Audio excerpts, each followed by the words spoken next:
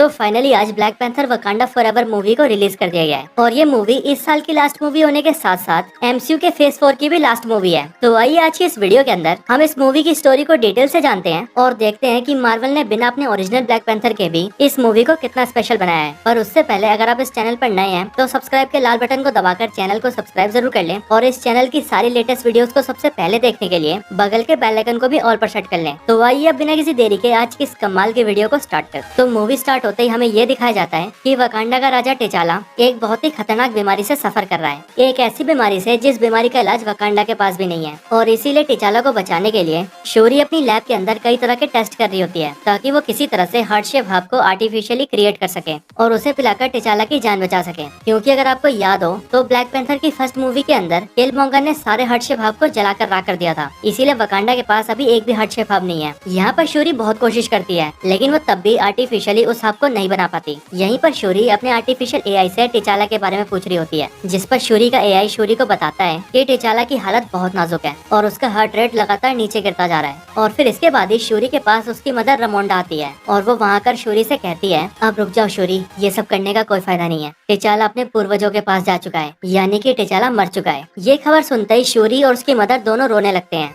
फिर इसके आगे टिचाला का फ्यूनरल किया जाता है जहाँ पर सारे वकांडन्स अपने सम्राट टिचाला को श्रद्धांजलि देते हैं। फिर इसके बाद 1 साल बीत जाते हैं और वकांडा 1 साल तक बिना अपने सम्राट टिचाला के जीता है। लेकिन यहीं पर हमें पता लगता है कि वकांडा ने टिचाला की मदर रमोंडा को अपना राजमाता बनाया है ताकि क्वीन रमोंडा राजा की जगह लेकर वकांडा को संभाल सके। फिर इसके अगले सीन में हमें समुद्र के अंदर एक शिप नजर आती है जो शिप वकांडा का एक रिसर्च बेस होता है और इस शिप के अंदर कुछ वकांडन्स वाइब्रेनियम पर रिसर्च कर रहे होते हैं। लेकिन फिर तभी उन सब पर कुछ सोल्जर्स अटैक कर देते हैं और हर तरफ से उस शिप के अंदर घुस जाते हैं। ये लोग यहाँ आकर वाइब्रेनियम को चोरी करने की कोशिश करते हैं, लेकिन वहीं उसी शिप के अंदर डोरा मिलाजे के वॉरियर्स भी प्रेजेंट होते हैं और इसीलिए डोरा मिलाजे के वॉरियर्स उन सभी सोल्जर्स को पेल देते हैं और उन्हें पकड़कर अपना बंदी बना लेते हैं। फिर इसके आगे हमें यूएनओ का सीन दिखता है जहाँ पर वकांडा की क्वीन रमोंडा को बुलाया जाता है और दुनिया के दूसरे देशों के सारे लीडर्स क्वीन रमोंडा से सवाल जवाब कर रहे होते हैं कि वकांडा वाइब्रेनियम जैसे दुनिया के सबसे खतरनाक मेटल को कैसे संभाल कर रखेंगे और कैसे वाइब्रेनियम की प्रोटेक्शन करेंगे। बेसिकली उन देशों का कहना ये होता है, वाइब्रेनियम को संभालना और उसकी हिफाजत करना तुम्हारे बस की बात नहीं है, इसीलिए तुम अपना सारा वाइब्रेनियम हमें दे दो, हम संभाल कर रखेंगे उसे, चिंता मत करो। लेकिन इन सारी बातों का जवाब देते हुए क्वीन रमोंडा उन सबसे कहती है कि वकांडा हजारों सालों से वाइब्रेनियम की हिफाजत करता आया है और आगे भी करता रहेगा। और रही बात वाइब्रेनियम को तुम्हें सौंपने की, तो अगर हमने वाइब्रेनियम तुम्हारे हाथ में दे दिया तो तुम उससे खतरनाक हथियार ही बनाओगे और दुनिया को बर्बाद करके ही छोड़ दोगे। और फिर ये सब बोलने के बाद क्वीन रमोंडा वहाँ पर उन सारे पकड़े हुए सोल्जर्स को भी पेश करती है जो सोल्जर्स वाइब्रेनियम चुराने आए थे। और फिर क्वीन रमोंडा बोलती है कि हम जानते हैं कि तुम सब क्या सोच रहे हो, तुम सब यही सोच रहे हो कि अब वकांडा का राजा मर चुका है, इसीलिए उनकी रक्षा करने के लिए कोई भी ब्लैक पैंथर नहीं है और अब यही अच्छा वक्त है वाइब्रेनियम चुराने का। लेकिन इस गलतफहमी में बिल्कुल मत रहना, वकांडा ने बेशक से उसका राजा खो दिया हो, लेकिन वकांडा के योद्धा आज भी वकांडा की हिफाजत करना जानते हैं। ये बोलने के बाद क्वीन रमोंडा पूरी दुनिया को ये वार्निंग देती है कि अगर इसके आगे किसी ने भी वकांडा या उसके वाइब्रेनियम पर नजर डाला तो फिर उसका अंजाम बिल्कुल भी ठीक नहीं होगा। इसके आगे हमें फिर से ओशन का सीन दिखाया जाता है जहाँ पर हम कुछ सोल्जर्स और अमेरिकन ऑफिसर्स को देखते हैं जो ऑफिसर्स बेसिकली सीआईए और एफबीआई के ऑफिसर्स होते हैं।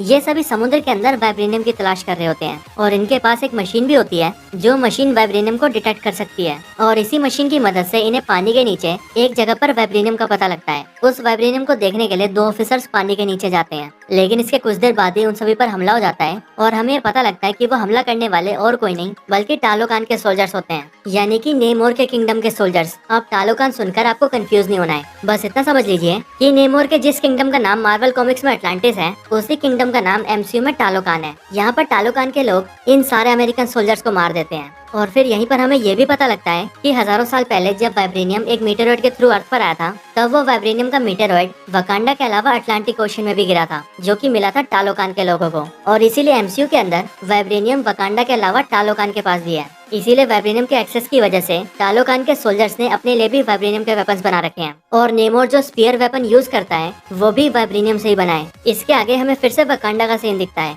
जहाँ पर क्वीन रमोंडा शोरी को एक नदी के किनारे ले आती है और वहाँ आकर क्वीन रमोंडा अपनी फ्यूनरल ड्रेस को जलाने लगती है ताकि वो अपने बेटे टिचाला की मौत के गम से बाहर आ सके। ये वकांडा के लोगों की थिंकिंग होती है कि अगर हम किसी के फ्यूनरल की ड्रेस को जला दें तो हमें उसकी याद आना बंद हो जाएगी और हम उसकी मौत के सदमे से बाहर आ जाएंगे। लेकिन क्योंकि शोरी इन सब पर बिलीव नहीं करती, इसीलिए वो अपनी ड्रेस को नहीं जलाती। लेकिन क्वीन रामोंडा और शूरी दोनों ही टिचाला को याद करते हुए रोने लगते हैं। लेकिन फिर तभी नदी के अंदर से नेमोर बाहर आता है और वो क्वीन रामोंडा और शूरी से कहता है कि उसका नाम कुकुल खान है और वो टालोकान किंगडम का राजा है और उसे बाहरी दुनिया के लोग नेमोर भी कहते हैं। नेमोर उनसे बोलता है कि जब टिचाला ने दुनिया के लिए वकांडा के दरवाजे खोल दिए तब पूरी दुनिया वाइब्रेनियम के बारे में भी जान गई और तब से ही वो लोग वाइब्रेनियम के पीछे पड़े हैं, जिस वजह से उसके लोगों की जिंदगी भी खतरे में आ गई है। और ऐसा इसीलिए क्योंकि नेमोर को ये लगता है कि जिस तरह से वकांडा की सच्चाई जानते ही लोग वकांडा के पीछे पड़ गए हैं, वैसे ही जब दुनिया को टालोकान के बारे में पता लगेगा तब वो लोग टालोकान का जीना भी मुश्किल कर देंगे। और फिर इसके आगे नेमोर क्वीन रामोंडा को बताता है कि अमेरिकन के पास एक ऐसी मशीन है जो कि वाइब्रेनियम को डिटेक्ट कर सकती है और उस मशीन को अमेरिका के एक होशियार साइंटिस्ट ने बनाया है। आगे नेमोर क्वीन रामोंडा से कहता है कि वकांडा को टालोकान के साथ मिल जाना चाहिए और उन दोनों किंगडम्स को साथ मिलकर पूरी दुनिया पर अटैक करके उन सभी को मार देना चाहिए, ताकि इससे पहले कि दुनिया वाले टालोकान और वकांडा को खत्म करें, टालोकान और वकांडा ही मिलकर दुनिया को खत्म कर देगा, जिसके बाद वो लोग शांति से अपनी लाइफ जी सकेंगे। लेकिन क्वीन रामोंडा नेमोर के इस ऑफर को मना कर देती है और ऐसा इसीलिए क्योंकि वकांडा सिर्फ शांति चाहता है। ना सुनते ही नेमोर क्वीन रामोंडा से कहता है कि अगर वकांडा को टालोकान के साथ नहीं मिलना तो कोई बात नहीं, लेकिन वकांडा को उस अमेरिकन साइंटिस्ट को नेमोर को सौंपना होगा जिस साइंटिस्ट ने वाइब्रेनियम डिटेक्ट करने की मशीन बनाई है, ताकि नेमोर उस साइंटिस्ट को मार दे जिससे कि वो अमेरिकी वाइब्रेनियम को खोजते हुए उनके किंगडम में ना आए। नेमोर उन्हें 1 हफ्ते का टाइम देता है और क्वीन रामोंडा से कहता है कि वो 1 हफ्ते बाद दोबारा आएगा और वो भी अपनी पूरी आर्मी के साथ। और अगर तब तक वकांडा ने उस साइंटिस्ट को हमें सौंप दिया तब तो हम समझेंगे कि वकांडा हमारा दोस्त है, लेकिन अगर वकांडा ने ऐसा नहीं किया तो हम पूरी दुनिया के साथ साथ वकांडा को भी डिस्ट्रॉय कर देंगे। और फिर ये बोलकर नेमोर वहाँ से चला जाता है। इसके बाद क्वीन रामोंडा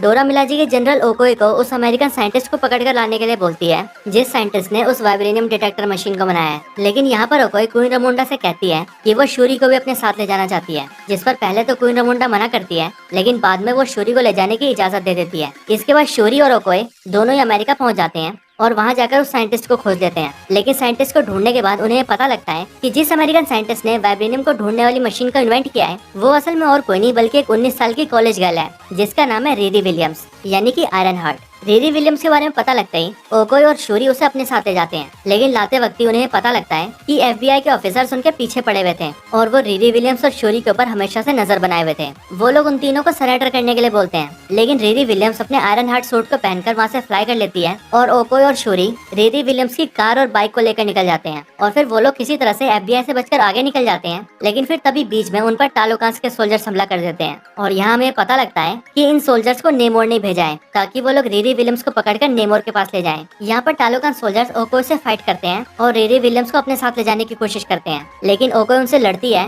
और रिरी को बचाने की कोशिश करती है। लेकिन क्योंकि टालोकान के सोल्जर्स बहुत पावरफुल होते हैं इसीलिए वो ओकोई को हरा देते हैं और फिर वो लोग रिरी विलियम्स और शूरी को नेमोर के पास टालोकान में ले जाते हैं। फिर इसके बाद जब ओकोई वकांडा पहुंचती है तब वो क्वीन रामोंडा को ये सारी बातें बताती है, लेकिन ये बात सुनकर क्वीन रामोंडा बहुत गुस्सा हो जाती है और वो ओकोई को डोरा मिलाजे के जनरल के पद से हटा देती है। इसके बाद क्वीन रामोंडा सीधा नाकिया को ढूंढते हुए उसके पास जाती है जो कि पिछले 6 साल से वकांडा से दूर होती है। क्वीन रामोंडा यही सोचती है कि नाकिया बहुत से देशों में घुस चुकी है और उसे किसी और के किंगडम में घुसपैठ करने का बहुत एक्सपीरियंस है, इसीलिए वो टालोकान जाकर शूरी को बचा सकती है। क्वीन रामोंडा नाकिया को सारी बात बताती है और उसे शूरी और रिरी विलियम्स को वापस लाने के लिए कहती है, जिसके बाद नाकिया सीधा टालोकान में पहुंच जाती है और वहां जाकर टालोकान के कुछ सोल्जर्स को मारकर रिरी विलियम्स और शूरी को बचाकर वापस वकांडा में ले आती है। लेकिन जब तक शूरी और रिरी विलियम्स टालोकान में नेमोर के पास होते हैं तब तक शूरी नेमोर को ये समझाने की भी कोशिश करती है कि वो रिरी विलियम्स को ना मारे और उसी दौरान नेमोर शूरी को अपनी ओरिजिन भी बताता है और हमें भी यहाँ पर MCU के नेमोर की ओरिजिन पता लगती है। यहाँ हम ये जानते हैं कि MCU के नेमोर की एज 450 ईयर्स है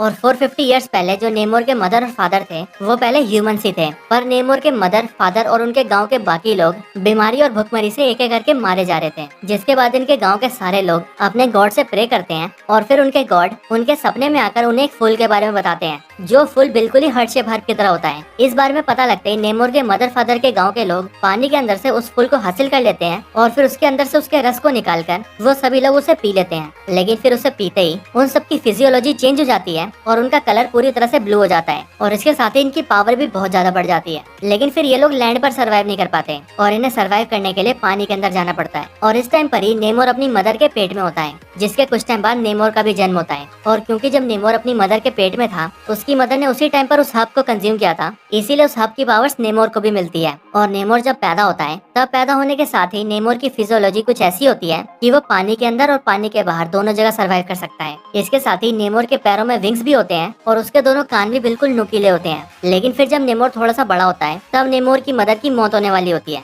और मौत से पहले नेमोर की मदर की सिर्फ यही इच्छा होती है कि वो अपनी पहले की दुनिया को देख सके और जब उनकी मौत हो तब उन्हें उनके गाँव में दफनाया जाए। अपनी मदर की आखिरी इच्छा को पूरा करने के लिए नेमोर अपनी मदर की डेड बॉडी को लेकर उनके गाँव में पहुँच जाता है। लेकिन वहाँ जाकर वो देखता है कि उनके गाँव के लोगों पर बहुत सारे स्पेनिश लोग जुल्म कर रहे होते हैं और वो वहाँ पर नेमोर को देखते ही उस पर भी गोली चला देते हैं। लेकिन नेमोर को तो इस हमले से कुछ नहीं होता, लेकिन नेमोर उन सबको मारकर उस पूरी जगह को जला देता है और फिर उसी दिन से नेमोर पानी के बाहर के सारे लोगों से नफरत करने लगता है। अपनी ये सारी कहानी बताने के बाद नेमोर शूरी को एक ब्रेसलेट भी देता है जो कि टालोकान की जड़ी बूटियों से बना होता है। लेकिन क्योंकि इन सब के बाद नाकिया शूरी और रीरी विलियम्स को वहाँ से निकाल कर ले जाती है और टालोकान के कुछ सोल्जर्स को भी जान से मार देती है, इसीलिए उन सब का पता लगता ही नेमोर वकांडा के ऊपर बहुत ज्यादा गुस्सा हो जाता है और फिर वो सीधा वकांडा पर हमला कर देता है। नेमोर वकांडा पर हमला करके एक पूरे शहर को बर्बाद कर देता है जिसमें कई सारे वकांडस की जान चली जाती है और उन सारे वकांडस के साथ साथ क्वीन रमोंडा की भी जान चली जाती है। लेकिन नेमोर इस हमले को सिर्फ एक वार्निंग कहता है। आगे नेमोर वकांडा से कहता है, मैं अब कुछ दिनों बाद अपनी पूरी आर्मी लेकर आऊंगा और पूरे वकांडा को डिस्ट्रॉय कर दूंगा। और फिर ये बोलकर नेमोर अपनी आर्मी के साथ वहाँ से चला जाता है। फिर इसके बाद जैसे ही शूरी को ये पता लगता है कि उसकी मदर की भी मौत हो चुकी है तब इस बात को जानते ही वो बहुत ज्यादा दुखी हो जाती है। लेकिन फिर शूरी नेमोर को रोकने और उससे बदला लेने के लिए हार्ट शेप हार्ट पर फिर से काम करने लगती है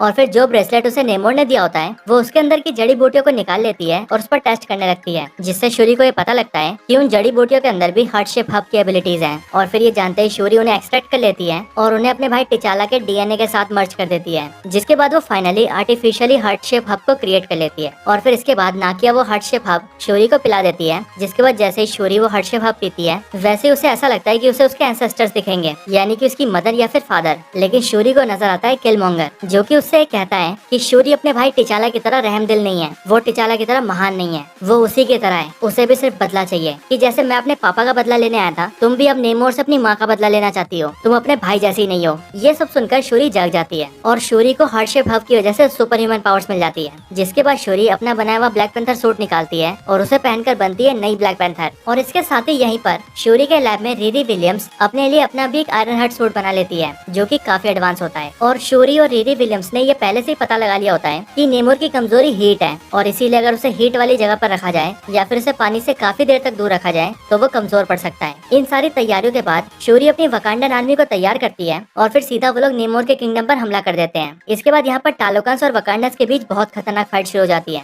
और शूरी अपने ब्लैक पैंथर कॉस्ट्यूम में आकर नेमोर को अपने एक शिप पे ले आती है जिसके अंदर उसने बहुत बड़े बड़े हीटर्स लगा रखे होते हैं और उनसे बहुत सारी हीट निकल रही होती है। इतनी हीट की वजह से नेमोर कमजोर तो पड़ता है, लेकिन क्योंकि उसके हाथ में उसका वाइब्रेनियम स्पीयर होता है इसीलिए वो उससे उस पूरे शिप को डिस्ट्रॉय कर देता है, जिसके बाद वो शिप नीचे गिरने वाला होता है। लेकिन शूरी किसी तरह से उस शिप को उड़ाकर एक रेगिस्तान के पास ले जाती है ताकि वो नेमोर को पानी से दूर रख सके। फिर इसके बाद उस रेगिस्तान में आकर शूरी और नेमोर के बीच बहुत ही खतरनाक फाइट होती है और इस फाइट में नेमोर अपना वाइब्रेनियम स्पीयर शूरी के पेट के आर पार कर देता है, जिससे शूरी बहुत ज्यादा इंजर्ड हो जाती है और फिर नेमोर सीधा पानी की तरफ जा रहा होता है ताकि उसे उसकी ताकत वापस मिल सके। लेकिन उसके पानी तक पहुंचने से पहले ही शूरी अपने टूटे हुए शिप को ब्लास्ट कर देती है, जिससे निकलने वाली आग से नेमोर बहुत ज्यादा वीक हो जाता है। और फिर शूरी नेमोर के वाइब्रेनियम वेपन को उठाकर उसी के ऊपर एम कर देती है और नेमोर से कहती है कि या तो तुम इस जंग में हार मानो या फिर मैं तुम्हारी जान ले लूंगी, और तुम्हें हार मानना ही होगा क्योंकि अगर तुमने जंग नहीं रोकी तो दूसरों के साथ साथ तुम्हारे लोग भी मारे जाएंगे। नेमोर शूरी की बात समझ जाता है और इसीलिए वो शूरी के सामने हार मान जाता है। इसके बाद शूरी और नेमोर दोनों एक साथ मिल जाते हैं और अपने लोगों के पास जाकर जंग को खत्म कर देते हैं, जिसके बाद टालोकान और वकांडा एक दूसरे का दोस्त बन जाता है। इसके बाद सब कुछ ठीक हो जाता है और टालोकांस और वकांडस अपने अपने किंगडम में वापस खुशी से रहने लगते हैं। लेकिन अब क्योंकि हम सभी जानते हैं कि वकांडा के अंदर ये नियम है कि किसी भी पर्सन को राजा बनने से पहले अपने आप को साबित करना पड़ता है और एक कल्चरल सेरेमनी के दौरान उसे बिना किसी हार्ट शेप हब के अपने आप को सर्वशक्तिमान साबित करना होता है। और क्योंकि शूरी वकांडा की नई महारानी बनी है इसीलिए उसे भी अपने आप को साबित करना होगा, वो भी अपने चैलेंजर को हराकर। लेकिन यही सेरेमनी में हम देखते हैं कि शूरी वहाँ से गायब होती है और वहाँ पर आता है अम्बाकू और यहीं पर हमें हिंट दिया जाता है कि अब से अम्बाकू ही वकांडा का नया राजा है। हालांकि ये बात बताई तो नहीं जाती, लेकिन मार्वल ने इस चीज को थोड़ा सा टीज जरूर किया है। इसके बाद हम शूरी को देखते हैं और हमें पता लगता है कि शूरी यहाँ से सीधा नकिया के पास गई है और नकिया के पास जाकर वो अपनी फनरल ड्रेस को जला देती है ताकि वो अपने भाई की मौत के गम से बाहर आ सके। और फिर यहीं पर ये मूवी एंड हो जाती है। अब इसके बाद मूवी का मिड क्रेडिट सीन स्टार्ट होता है, जो कि ठीक वहीं से स्टार्ट होता है जहाँ पर ये मूवी एंड हुई है। यहाँ पर हम शूरी को बैठे हुए देखते हैं जिसके पास नाकिया आती है और वो शूरी से अपने बेटे को मिलवाती है। और वो शूरी को बताती है कि वो उसका और टिचाला का बेटा है जिसे उन दोनों ने सबसे छुपा कर रखा है, और इस बारे में टिचाला और नाकिया के अलावा सिर्फ क्वीन रमोंडा को ही पता है, और अब क्वीन रमोंडा के बाद शूरी को। फिर यहाँ पर टिचाला और नाकिया का बेटा शूरी को अपना नाम बताता है और वो शूरी से कहता है कि वो सम्राट टिचाला का बेटा है और उसका नाम है टिचाला, और फिर इसके बाद ही ये मूवी एंड हो जाती है।